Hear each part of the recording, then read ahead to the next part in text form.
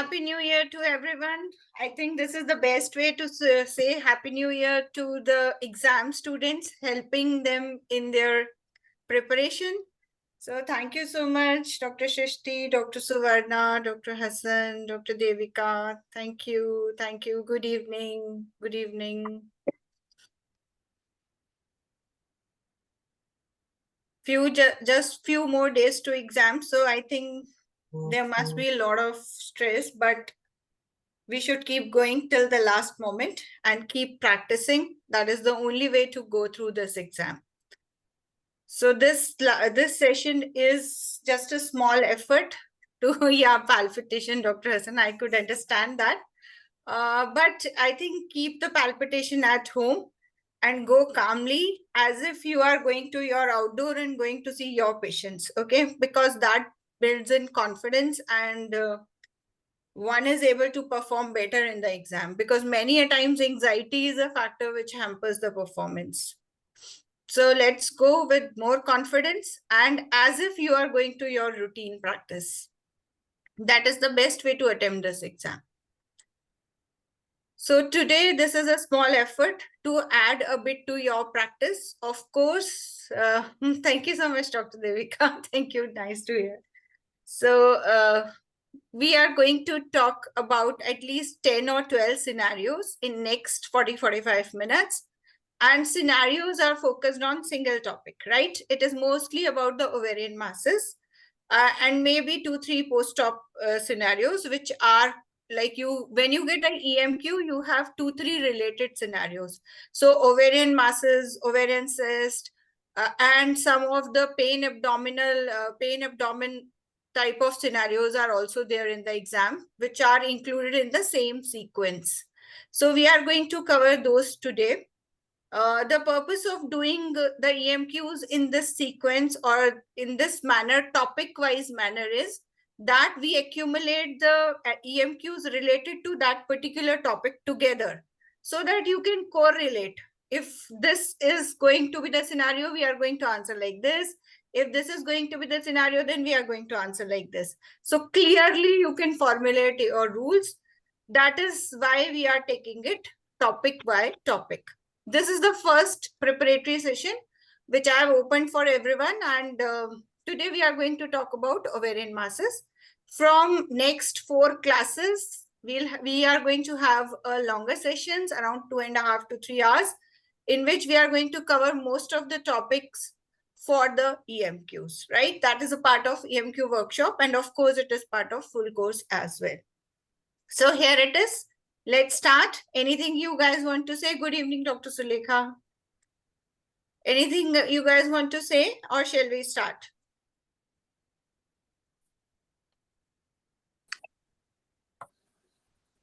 Okay. Okay, let's start. Yes, great. So here we go with the first scenario.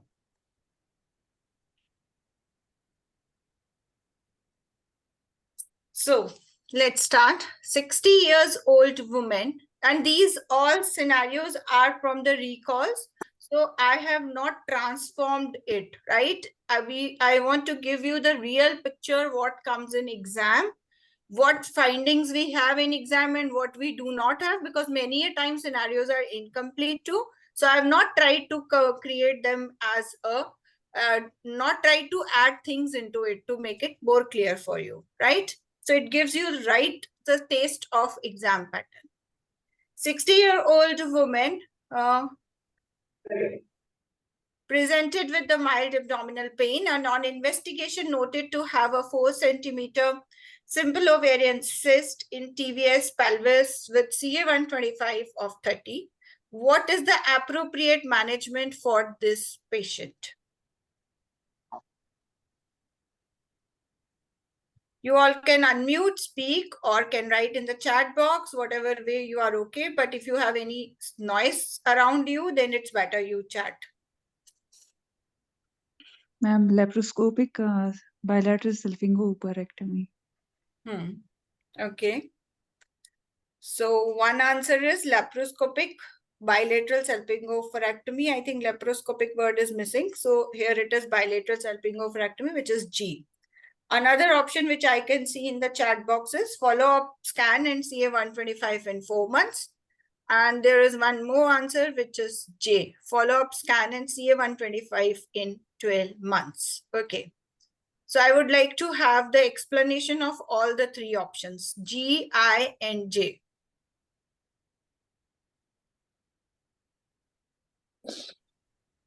Mild pain, not significant pain mentioned, so we can just follow up after 4 months with UAG and say 125. Okay, so did the guideline mention something like that, that we can have mild pain and it's normal? I think as far as I remember, the guideline has asymptomatic and symptomatic. Yes, if it is symptomatic, then we need to remove it. So what about the mild pain? Of course, this is symptomatic, right? Yes, ma'am. Lab details. So, Yeah. Yes, it should be ma'am. based on laparoscopic based on. I'm just discussing whatever based on. options came in the chat box. We are trying to solve those options, because finally these are the same confusions we are going to get in exam, right? So confusions should be cleared here only, so that we don't make mistakes in exam. Because someday, like, a person is having a confusion in that, next day some other person may have same confusion. So it's good to clear it. So that's why I'm discussing here. So I think J is not at all an option, because it is never follow-up scan and CA125 in 12 months. Only there are two options in RMI less than 200. We have only two options. Either we do a follow-up scan and CA125 in 4 to 6 months, or we do laparoscopic bilateral salpingo-oophorectomy. So there are only two options, and I think everybody agrees the RMI is less than 200. So, and the symptomatic patient, it is bilateral salpingo-oophorectomy. Of course, the laparoscopic word here should have added more value to this statement, but bilateral salpingo-oophorectomy is the one which is required. So we are not going with I. No way it is mild, moderate, or severe. It is only asymptomatic and symptomatic. If it is symptomatic, we have to go with the surgery, and that is bilateral salpingo-oophorectomy. Right? Everyone agrees? Yes, ma'am. Okay, so we can move now. Next scenario is 52-year-old asymptomatic woman presents with the simple ovarian cyst measuring 4 into 4 into 4.5 centimeter. Reviewing her medical records, it is noted that a simple cyst was identified 1 year ago, measuring the same size. CA125 level is 25. What is the most appropriate management for this patient? Reassure and discharge. Okay, so one option is D.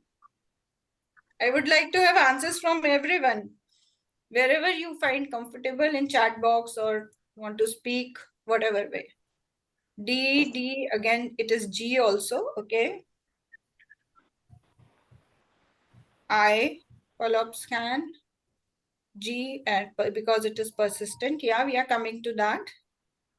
D, I, and G. Yes, somebody was saying something. We need to do, yes, ma'am, it should be G. We need to do intervention here. If it is Okay. persisting. Okay. But I thought the measurement was done about a year ago, and she's asymptomatic. So shouldn't we actually repeat the scan and also the CA125? Okay. So you want to scan and see 125 again? Yeah, that's it. After 1 year. Okay. So patient has already come after 1 year. She has missed her 6 months appointment, and she has come after 1 year, and it is persisting. So now, initially what we could have done is mute.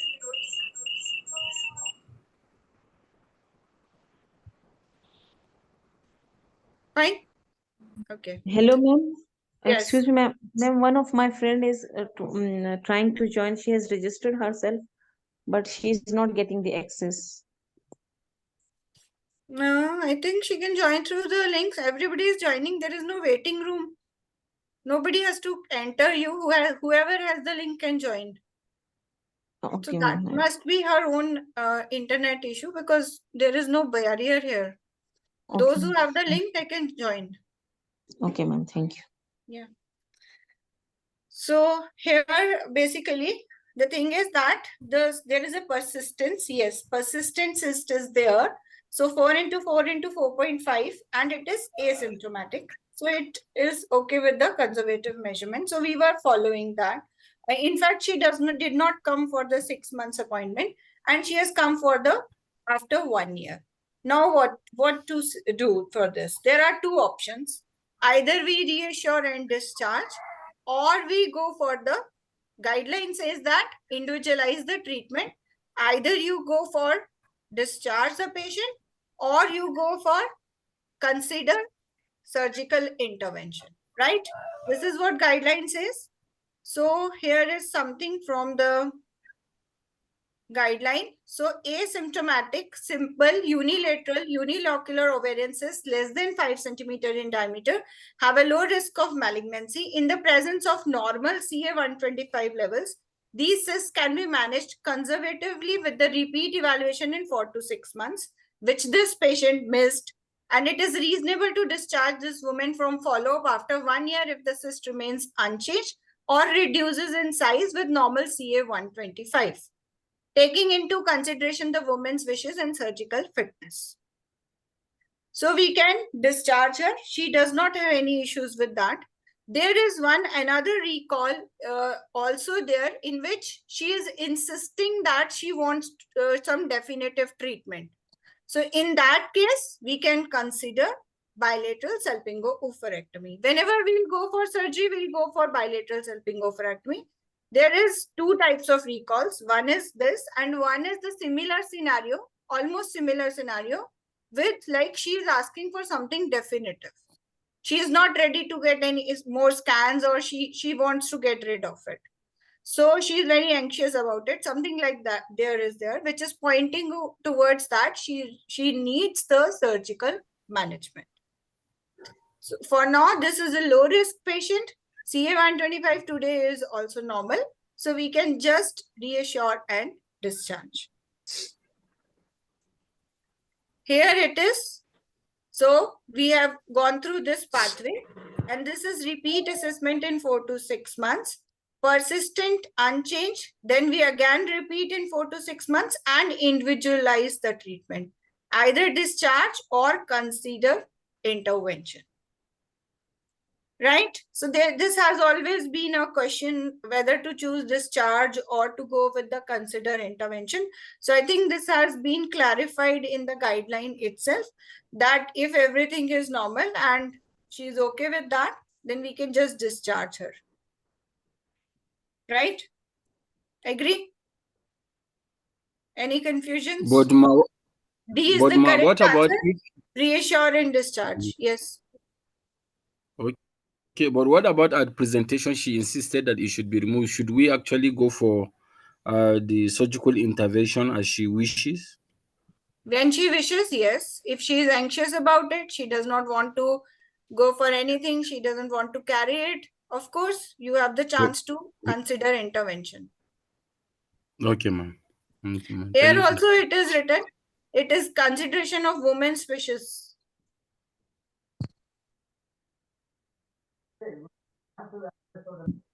Normal CA 125 means less than 35. Yes, 35 is the cutoff. Fine? Okay. Fine. So we had the, I have to mute. Somebody is like.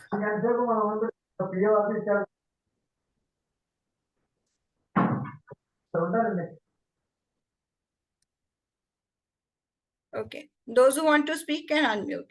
Okay. So here are the 2 pointers from where we took the scenarios, from where the scenarios were.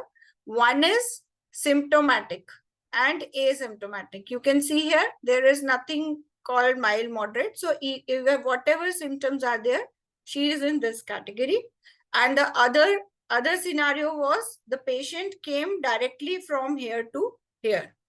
Okay, so you have done the management, you have seen her here. But again, remember, if CA125 is not there and cyst is persisting, then you will have to choose CA125.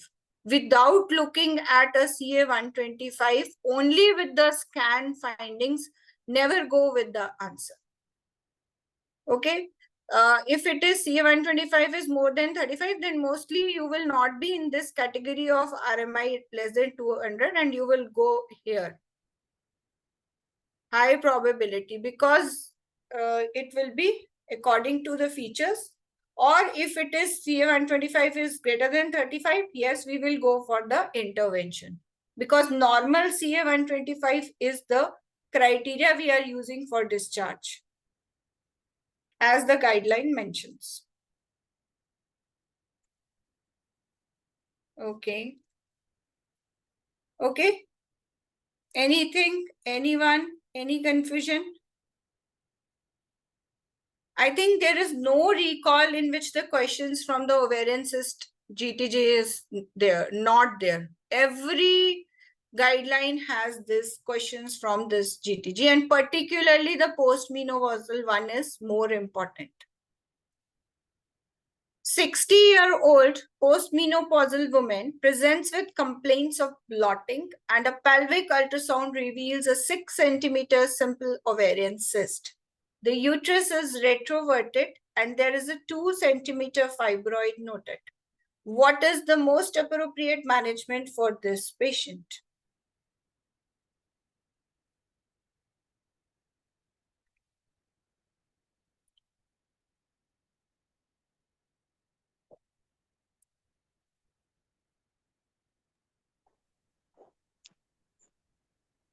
Yes.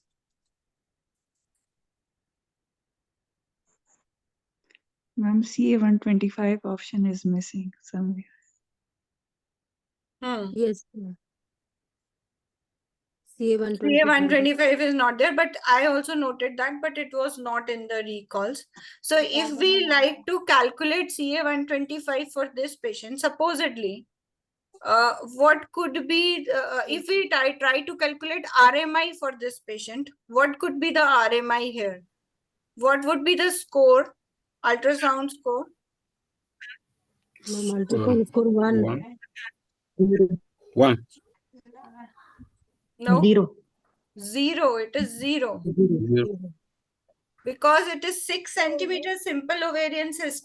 It is not multiloculated. It does not have any solid areas. It is not bilateral. It does not have ascites. So therefore, I could see that the CA125 value is actually not carrying very significance here. Lab base. By gynecologist at local center. But ma'am, Yes. the patient has the complaints of bloating and Yes, blotting is there. Pelvic ultrasound reveals. Yes. I agree we should have CA125 done, but it was not mentioned in recall, and I already said that I have not tried to add any information, because we have to go with the information which is given in the recalls, believing that that was the only information given in the exams.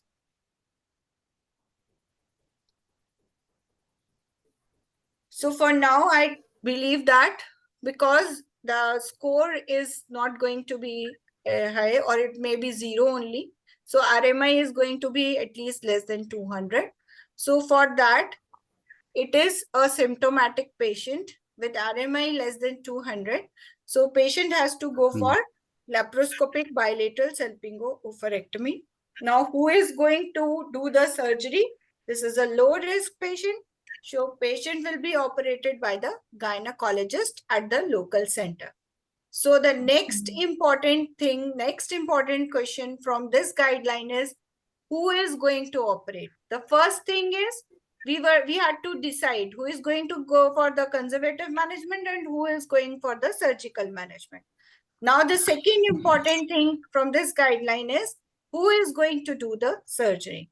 So in this case, laparoscopic bilateral salpingo-oophorectomy by gynecologist at local center. That is the correct answer, right? Because there is a low probability. Why does she need surgery? Because it's more than 5 centimeter. Yes, it is more than 5 centimeter. And secondly, she is symptomatic. She has blotting. Symptoms plus size. There are two positive features here which go for the surgery. Yes, what about fibroid? 2 centimeter fibroid is usually an incidental finding and it is not causing any complaints. If the fibroid is causing any complaints, then we can think about it. But for now, in this patient, there is no complaints. 2 centimeter fibroid can just be an incidental finding. In post-menopausal women, is there any rule for unilateral salpingo-oophorectomy? No. It is always bilateral salpingo-oophorectomy. How do you know local center? Yes, I'm coming to that. I have a chart for you which will show how to choose. Here it is. So here are the scenarios and who will operate. There are three things we can see here. RMI less than 200. So here a general gynecologist in general gynecology center.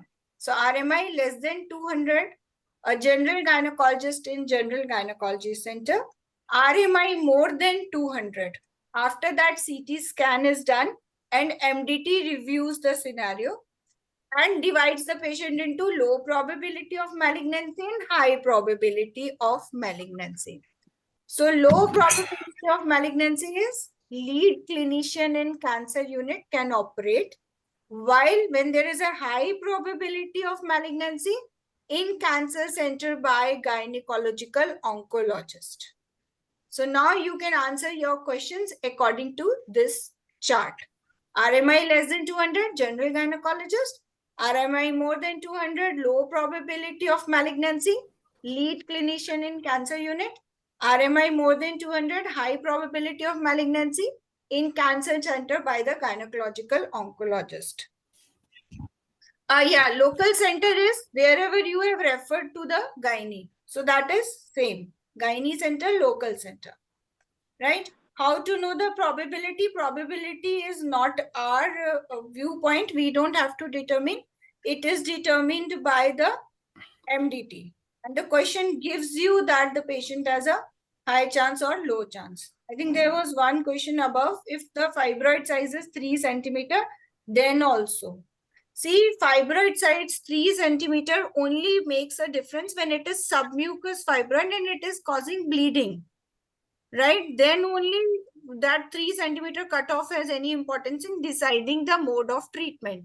Otherwise, it is not that any 3 centimeter fibroid intramyometrial or subserosal, you have to go for the management. It is not so, right? So even if the fibroid size is 3 centimeter, then also it does not make a then also does not make a difference. Lead clinician means gynecologist, yes, but she has a suitable training or suitable expertising in dealing with these patients, in which after opening she may get a malignancy type of picture, and she's trained to do the full surgical staging.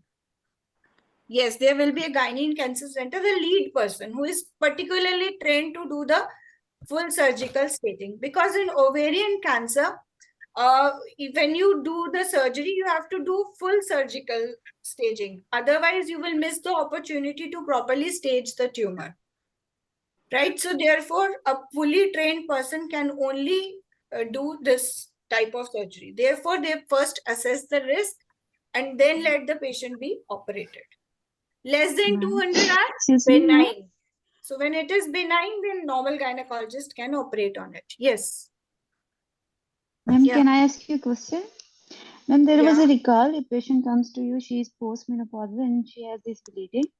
Ultrasound is done and the length is less than the endometrial TVS. The thickness is less than 4 centimeter, but there is necrosed fibroid found in it. So what would be the next management? The options were like reassure and discharge, and second option was do the surgery like TH and BSO. So how would we decide about the management, because the size is less than, thickness is less than 4 millimeter? And patient is presented with? Bleeding. Okay. So in that case, what about the endometrial biopsy? First thing to go for is the endometrial biopsy. Okay, I think ma'am it was inadequate or something. Okay. Okay, then nothing. Discharge the patient, because necrosed fibroid is not related to any bleeding. Ma'am, in that What question, about her complaint What about? of bleeding? What that could be Her because bleeding of complaint. atrophic endometritis. You ma'am, in said that no? question, Because Okay. it was inadequate. So inadequate means the endometrium is atrophic. ma'am, in that question, it was written like insufficient endometrial sample and some in proliferative endometrium found. It was written like this in the same Yeah, question. proliferative endometrium was there. Okay, but thickness was less than 4 mm. Yes, ma'am.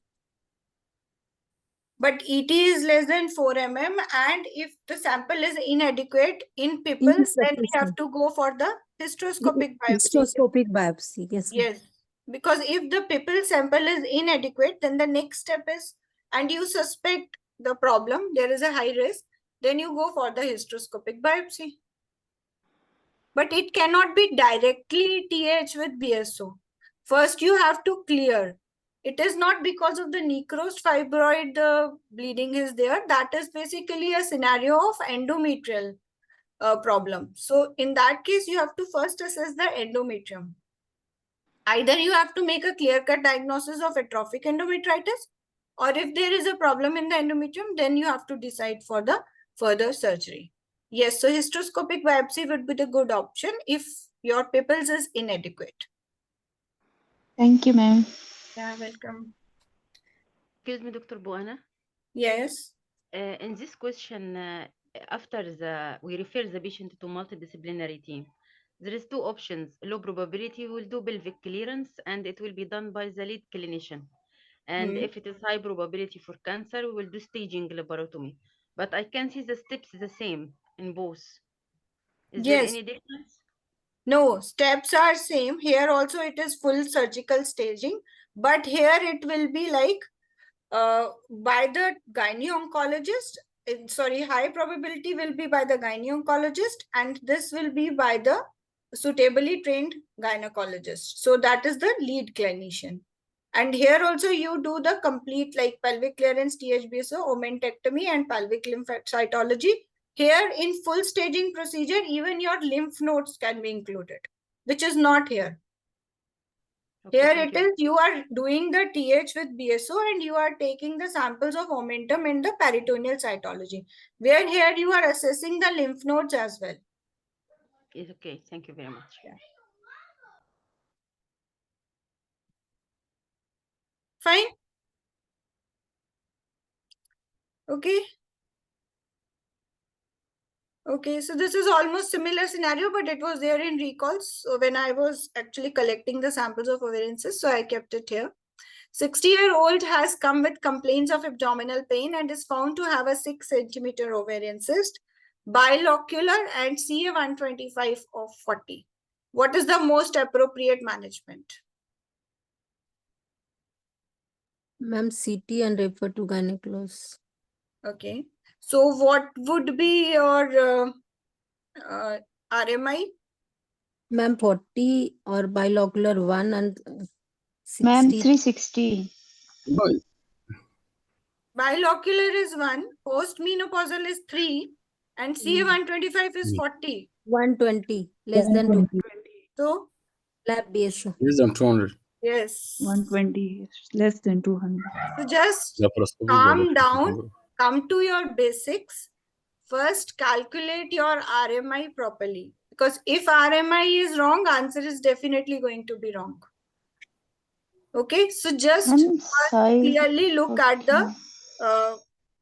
the score, ultrasound score. That is a very common mistake which people make in a hurry.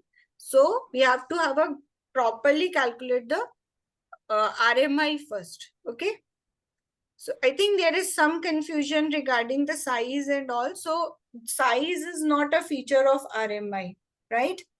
Earlier also there was a message in the chat box, the size is greater than 5 centimeters. Size greater than 5 centimeter is a point in the postmenopausal ovarian cyst algorithm, where you will decide whether it is going to be conservative or you are going to do the surgery. It has nothing to do Ma'am, with an your RMI score. iota, a size more than 10 centimeter, I think. This That is B rule and M rule, score. right? That is B score and B rules and M rules. Oh. That is different. Here we are calculating the RMI. For RMI, the ultrasound score has 5 features.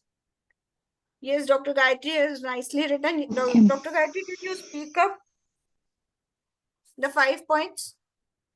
Ma'am, it should be bilateral, then multiloculated, should have ascites, and should have metastasis. And ma'am, fifth one I forgot. Solid There was one lesion. more. Solid Solid area. lesion. Yeah. Yes, solid Solid lesion. Solid Yeah. areas, yes. So these are, yes, Dr. Avi, good. These are 5. Ascites, metastasis, bilocular, bilateral, and solid. So now we have to keep everything separately. B rules, M rules are different. Your RMI, for RMI, you use the ultrasound score, that is different, right? So go according to the ultrasound score, which we use for the RMI, right? Don't mix the two things. Fine. So here it is 1 score, bilocular, and here it is CA125 is 40 and postmenopausal, so it is 3. So 40 into 1 into 3 is 120, which is less than 200. So again, laparoscopic bilateral salpingo-oophorectomy by the gynecologist at a local center. Clear? 62-year-old Egyptian woman is seen in the clinic for follow-up after she had a transvaginal ultrasound scan as part of the investigation for vague lower abdominal pain. Currently, she has no symptoms. The scan shows a left unilocular simple ovarian cyst measuring 45 into 35 into 50. What is the next appropriate step in management? Ma'am, CA125J. CA125. Yes, I think this is now simpler one. So we have a cyst, so we know that we always have to measure the CA125 and then CA125, yeah. yes. So easy scenario, direct measure CA125. Okay. 28-year-old woman has come to the emergency department with complaints of severe pain abdomen for past 6 hours. On admission, the patient had persistently severe pain, cholecystitis suspected, and patient was taken up for emergency laparotomy. I think now this is more clearer scenario. Intraoperatively, serous fluid noted in pouch of Douglas and pedunculated subserous fibroid appearing to arise from posterior surface of uterus. Fibroid, which is hyperemic, is noted to arise from posterior surface of uterus. The surgeon has called you for the opinion intraoperatively. What is the appropriate management for the patient?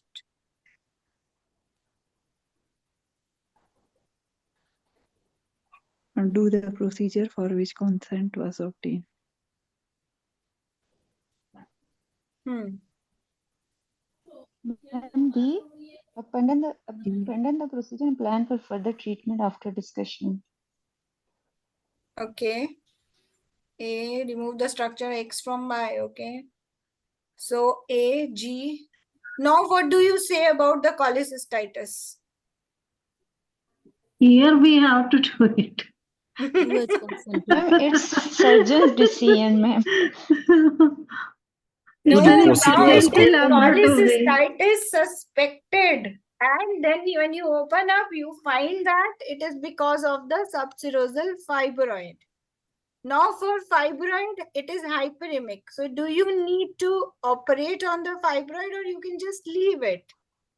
So for It fibroid, can you be left. cannot operate now. And it is Yeah. not on an emergency also. It is not life-threatening. So you can just abandon the procedure and plan for further treatment after discussion. Okay. Right? So abandon the procedure and plan for further treatment after discussion. I So think it will you be can D. compare both the scenarios and you can see how it presents in the exam. Okay. Right? Right. Excuse It me, has So doctor. it given a will be clearer D now. picture. So here it is, you can see. So if problem related to women's complaints such as minor endometriosis or adhesions are there in the diagnostic procedure, still you can do this removal of mild endometriosis or adhesions only if you have already taken the consent. If you have not taken the consent, then even the pain, the cause related things also you cannot do. If you are going for the diagnostic laparoscopy and you find that there are adhesions, you can only do the adhesional lysis if you have taken already the consent that you are going to treat if you find something. If you have not taken the consent, you will only do the diagnostic laparoscopy. Right? So it is so clear that you are not going to do anything additional. Now, the second thing is, if there is trauma to viscous or there is any life-threatening thing, then you can go ahead. But in that case also, you should usually have taken the consent, because already you take consent.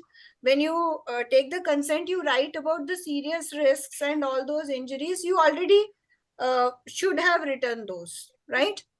So you can see here that you have to leave even if this means a second operation. So very, very clearly, this is from the RCOG consent advice, right? Yeah. So Yes. it's very clear now. So accordingly, you will have to move. Don't get tempted by that. We can do this small thing for her or that small thing for her. No temptation.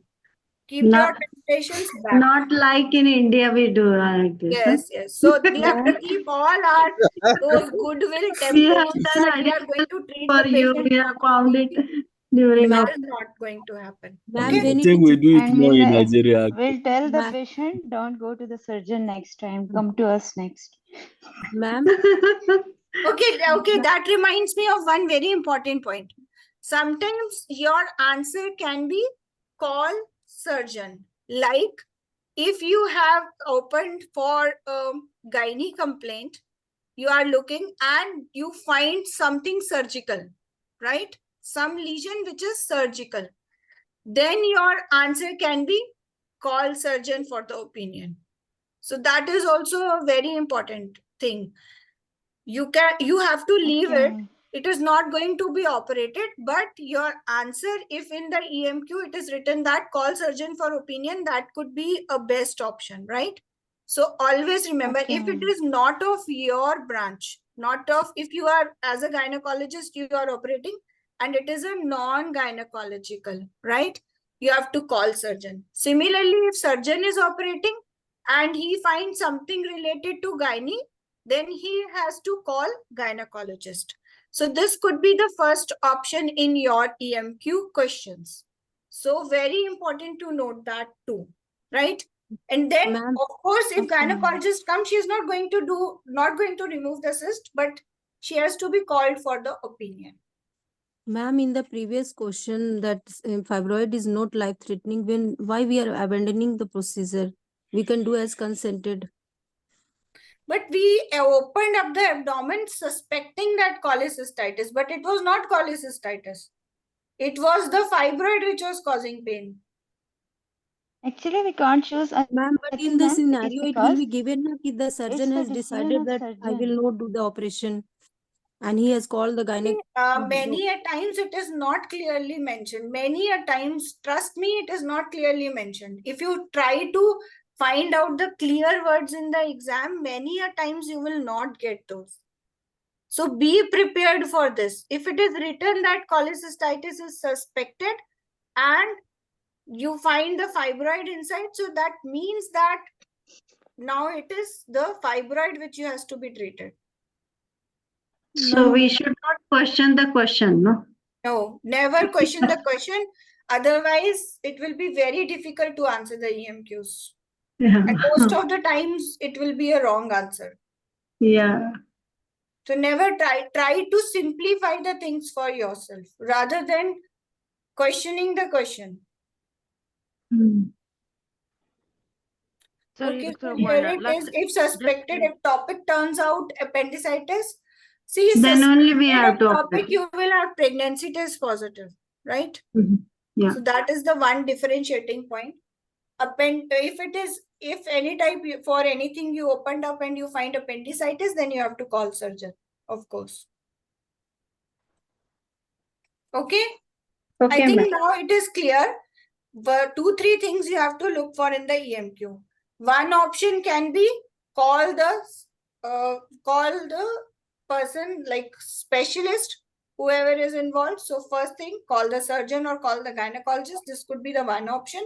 Second option is do as consented.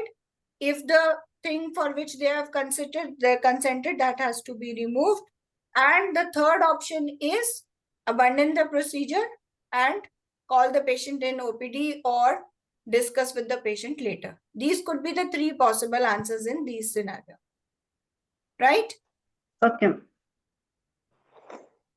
Okay. So 40-year-old patient with a past history of dermoid cyst removal consents to undergo laparoscopic hysterectomy.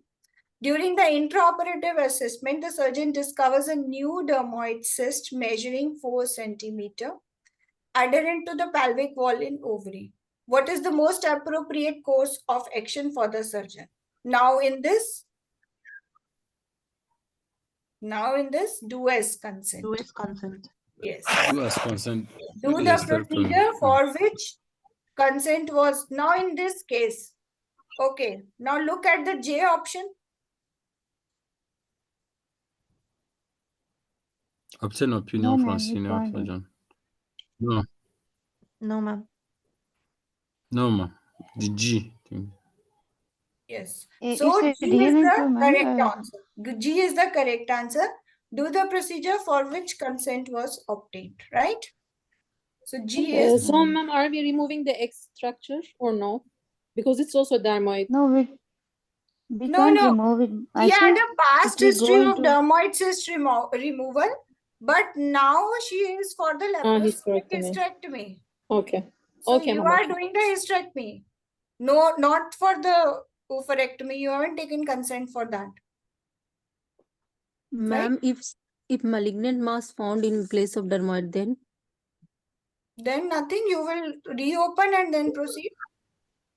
No, then we will do that staging laparotomy steps. No, peritoneal sorry. also. no, we'll do tumor Because we markers taken in consent for OPD. See, if they say that when you open up there is a mass which seems malignant, then you can't do anything. Then you have to close back and you will not Abandon the procedure.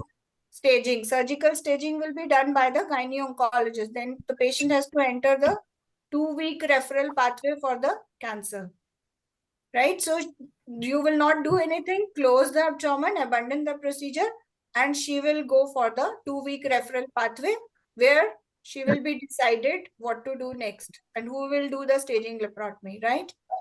Right, But here it is just cyst. Normally they don't give you, they give you like there is a complex cyst, dermoid cyst like of thing normally comes in the exam. Ma'am, one question I asked in the group, but you said that if she has consented for total abdominal hysterectomy, then actually in the course of during laparotomy, one malignant mass, TH during malignant mass was found. So you told that we can do peritoneal washing. No. It will not do So harm. in And that all. case, if there is a consent for total abdominal hysterectomy with bilateral salpingo-oophorectomy. But then also you can just take out the cytology and the omentectomy. Here to consent of oophorectomy is also not there. Only hysterectomy consent you have. Okay, ma'am. Sorry, Doctora, if the same scenario, but he told me that the cyst or the mass is suspicious, I will close the abdomen or I will take biopsy from the peritoneum. No biopsy. No biopsy. No, No even biopsy. peritoneal biopsy? Oh, peritoneal cytology and omentectomy is what you can do. peritoneal cytology, and omentectomy. Okay, thank you. Yeah. Omental biopsy rather. Omentectomy also you can't remove the complete omentum. Omental biopsy and peritoneal cytology. If it isn't chosen, if not, I will abandon the procedure and Yes, reschedule. because full surgical staging will be done by the gynae Oncologist. onco people, not by general gynecologist. Okay, thank you. By the people in cancer center, not by a simple gynae center. Ma'am, if we have planned for surgery for complex cyst, and on opening the abdomen we find that it is suspicious of malignancy, so we won't be doing the staging laparotomy. We'll just No. remove the cyst and then close the abdomen. Okay. And we don't need to take separate consent for omental biopsy. Like you said, we will be taking the We can peritoneal take versus peritoneal cytology and omental biopsy. There is a question like this. I think we discussed in recalls class as well. So there is a question in which they say that you can take out the, there is an option like you can take out cytology and omental biopsy. There is an option. Do nothing or you can do peritoneal cytology and omental This biopsy. is A. In that case, you can choose that. Okay. Okay. So 30-year-old woman with a history of subfertility and pelvic inflammatory disease presents to the emergency department with sudden onset right iliac fossa pain, nausea and vomiting. On examination, she has a non-compressible mass of 5 centimeter in diameter. Laboratory investigation shows high white blood cell count and C-reactive protein level of 20. Yes. Everybody agrees to Okay. include appendicitis? Yes, ma'am. Yes, Yeah. ma'am. Clear-cut scenario. Very rare to find such clear-cut scenarios. Yes. Fine. So it is acute appendicitis. Ma'am, Yes. can I read the question I asked you? Hmm. Yeah, ma'am, a 39-year-old woman is undergoing total abdominal hysterectomy with the conservation of ovaries because of menstrual bleeding and a large fibroid uterus. She has been waiting for the operation for 7 months. At laparotomy, there is a large fibroid uterus with several intramural fibroid. The left ovary is normal and there is 8 centimeter complex right ovarian mass. The bowel and omentum appear normal. The question is, choose the single most appropriate management. The answer here given is TH with RSO plus omentectomy plus peritoneal washing. No, you have to have the consent of oophorectomy. Otherwise, you can't do that. If it is already consented for TH with salpingo oophorectomy, then you can simultaneously take the cytology and the But here consent is for TH and conservation of ovaries. no, with conservation of ovaries, no. Then actually question given answer is H, but option are like close abdomen and refer to cancer center, TH with RSO plus frozen section, close abdomen plus residual surgery within 6 weeks, TH with BSO plus omentectomy plus peritoneal washings, TH with RSO plus omentectomy, TH with right salpingo oophorectomy. No, in that case, CA125 is not mentioned. No, So nothing is. you will have to close, investigate the patient, and then refer to the cancer center. Okay. 30-year-old woman with a history of subfertility and pelvic inflammatory disease presents to emergency department with sudden onset right iliac fossa pain, nausea and vomiting. On examination, she has a non-compressible mass of 5 centimeter in diameter and laboratory investigations show a total white blood cell count 19,000 and C-reactive protein of 20. Now what? Oh, Madam, done now. It is acute appendicitis. Yes, we did it. Okay, sorry. So 9-year-old girl came with her parent to the emergency with sudden onset of left iliac fossa pain with nausea and vomiting. Now laboratory investigations again show that it raised WBC. What could be the probable diagnosis? Torsion. Torsion, sudden onset. Ovarian torsion. Torsion. This is ovarian Okay. accident. So likely to be ovarian torsion. Yes. And it cannot be appendicitis because it is on the left iliac fossa. Right, so this is ovarian torsion, correct. Ma'am, if it was given on the right side, then there has to be some other features as well, which will differentiate. Like in your previous question, they had a non-compressible mass and these things. Because Okay. nausea, vomiting, sudden onset pain can be in appendicitis as well. So more elaborate features would be needed there. Like they could mention, usually in appendicitis, they also mention like altered bowel habits. So then it becomes appendicitis.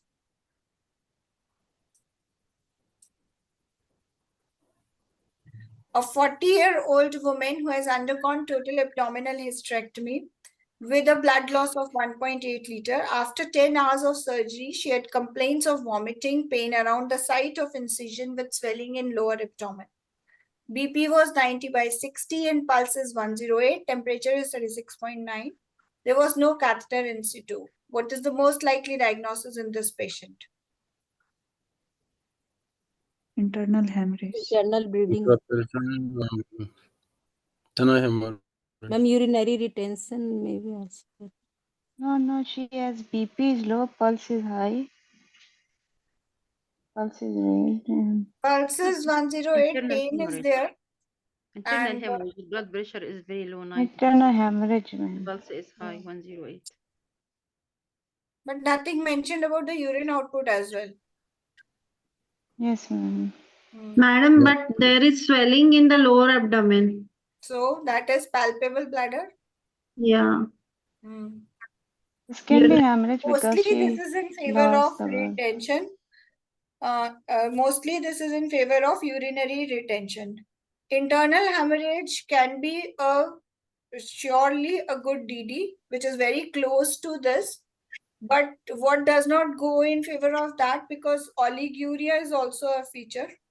When you have a hemorrhage of like 1.8 liter and your blood pressure 90/60, then you have to look at the urine output as well. And here there is no urine output. Swelling in lower abdomen also goes in favor of retention. And second important thing is 10 hours after surgery, right?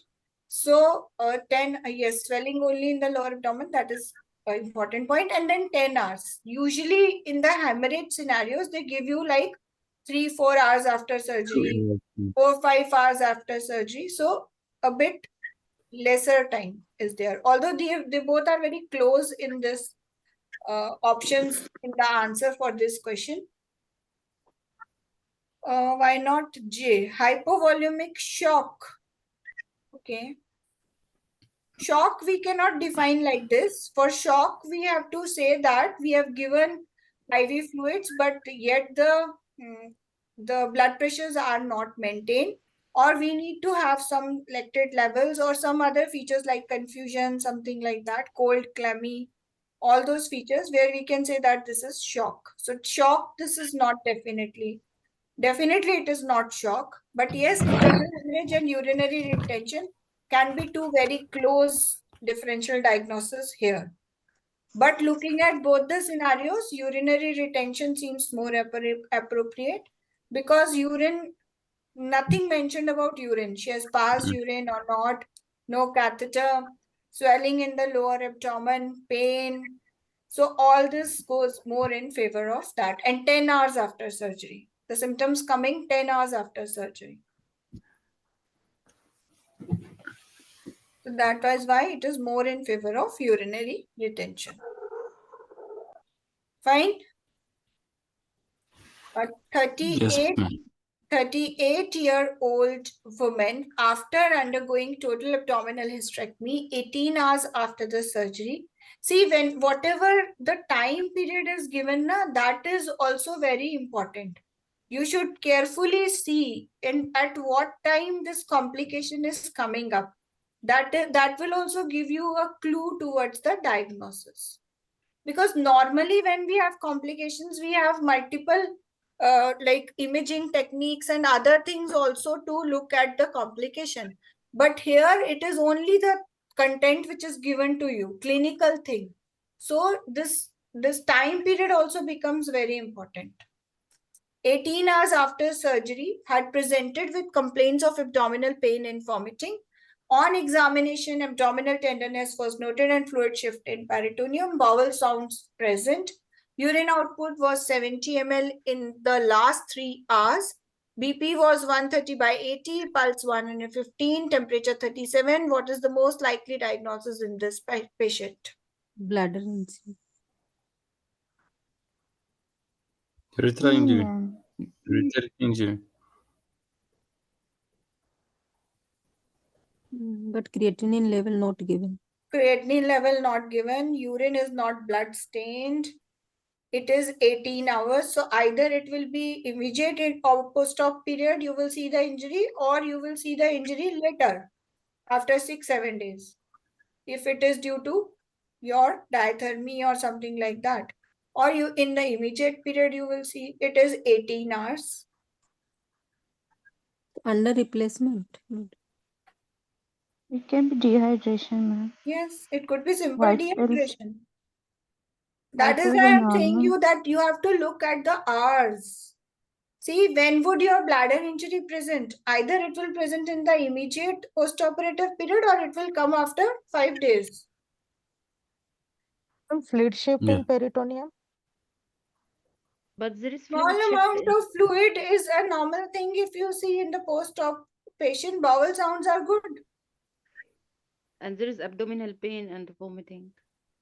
Abdominal tenderness was noted, but it doesn't say that it is so severe. Fluid shift in peritoneum, bowel sounds present, urine output was 70 ml in the last 3 hours. BP is well maintained. Temperature is normal. Pulse rate, yes, there is a tachycardia. Now you have to talk about it. So the first thing which is for the low urine output is you can just replace the IV fluids and see. And see, even your urine output is less only in the last 3 hours, not since the surgery. Again, not in favor of injury. If it is in a favor of intraoperative injury, urine output will be less from the beginning only. Why only in the last 3 hours? But ma, what about the fluid shift in the peritoneum? It shouldn't be like a collection of maybe fluid that is there. So for it to be mentioned in this place. Not mentioned na, how much fluid, how much significant it is. But if there was a ureteric injury, so the other side could be normal. She might be passing this little You will volume get of the urine, features and of peritonitis or peritonism. with okay. And low urine output from the post-surgical time only. But of course, there is actually a oliguria. So, so Oliguria I'm only finding it for so last difficult. 3 years, not since surgery. Only for last 3 years. Okay, ma'am. Yeah. So Okay. fluid shift is a distraction here. Actually, fluid shift was given in Yes. bladder injury. No, but this is distraction. You can see that it doesn't fit into the bladder injury. Yeah, creatinine level It are doesn't. also given in bladder Creatinine injury. level is not given. Your urine output has not been low on the day 1. It is like 18 hours surgery. So for last 3 And hours, no it is hematuria. less. That is there. There is no blood staining of the urine. Yes, E is the correct answer. Under replacement of the fluid. First thing you have to go for the oliguria. If you remember, we talked in the recalls also that if vitals are stable and there is oliguria, first think about the under replacement. We talked about it, right? So this is under replacement of fluid. So Fine. the abdominal tenderness and this thing, it shouldn't be, is a distraction. Abdominal tenderness in a post-operative period and small amount of fluid in the post-operative period is normal unless and until they mention that it's a severe pain, like in a hemorrhage scenario, in an internal hemorrhage scenario, when they want to ask about the hemorrhage, they give you that there is severe pain and she is feeling and like this, or she is feeling confused, or you had a she's feeling blackout, something like that is given, which gives you a clear answer. Okay. Do you get pains with dehydration? No. Pain is not because of dehydration, but abdominal tenderness on the day 1 of hysterectomy is itself a normal thing. If it is not mentioned that it is severe or it is disturbing a patient like so much, not exaggerated, then it is a normal thing. And I think there are distractors always in the exam. Okay, what is the clue for the answer is? One is the symptoms coming at 18 hours. Second is urine output 70 ml in the last 3 hours. And your blood pressure, temperature, everything is maintained. Patient's vitals maintained. Urine output less only for the 3 hours. These are the keywords for the fluid replacement. Whenever you have a oliguria phenomena, if everything else is okay, like they have mentioned bowel sounds normal, blood pressure normal, creatinine levels or anything not given, largely the first diagnosis of oliguria is you have to do the, this is the fluid, IV fluid. That is the most important thing. Why vomiting? Again, the same thing. Normal thing or in a first day, feeling of nausea, feeling of this pain and all these things. Not much significant in this scenario. Fluid challenge. Yes, you have to give fluid challenge. That is the first thing to do. Ma'am, Honestly, a lot of this. sometimes in this scenario, they also say that they need additional dose of analgesia. Then that is means there is a significant pain. Then you have to correlate your pain with the whatever diagnosis you are going to make. If they mention like that, that is what I am saying now. When they want you to take up the pain into importance, they exaggerate it.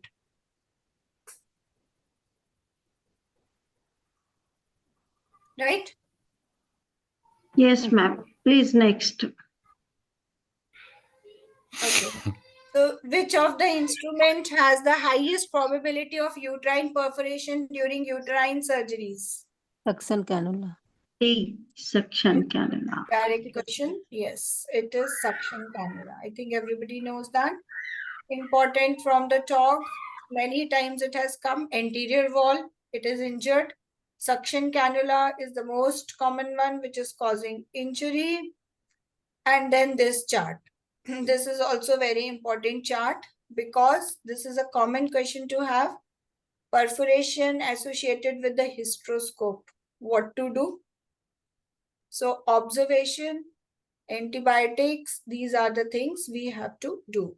If it is during any procedure greater than 5 mm, then you have to alert the team, urinary catheter, observe antibiotics, and if required, you have Involve other specialty. endoscopy. Yes. So this is for the operative part when you are doing any operative procedures, and this is when you are doing the diagnostic procedures.